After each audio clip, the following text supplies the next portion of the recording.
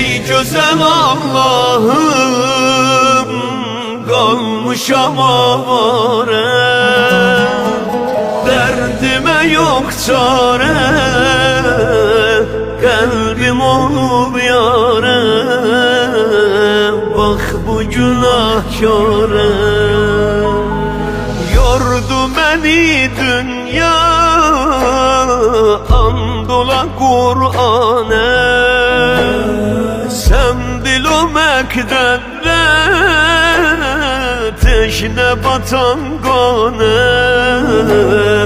Bak bu perişane, bak bu perişane.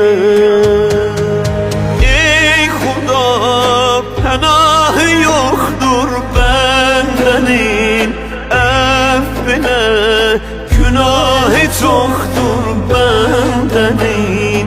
Aşıkın gelip fegane affine, göz yaşım dönüp dükane affine.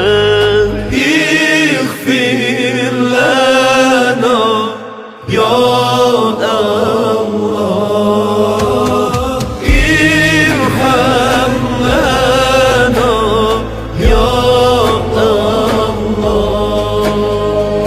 Allah, Allah ya Allah.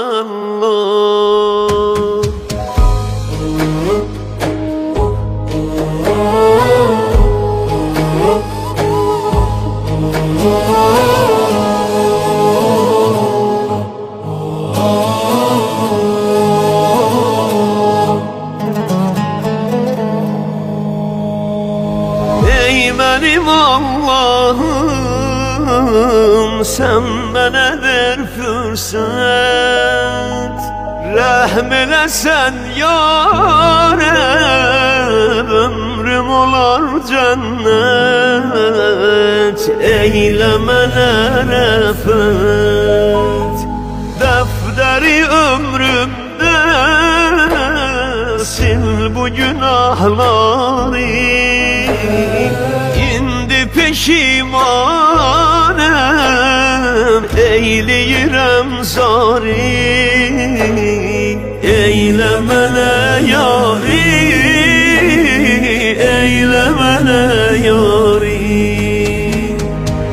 Ömrümü alıp zulmet affine, kahrime yokumdu taqet affine. Gelmişem kapımda ben qonağıyam, sesliye düşüp bu kalbin dağıyam. İğfir lena ya Allah, irham lena ya Allah. Allah, Allah ya Allah.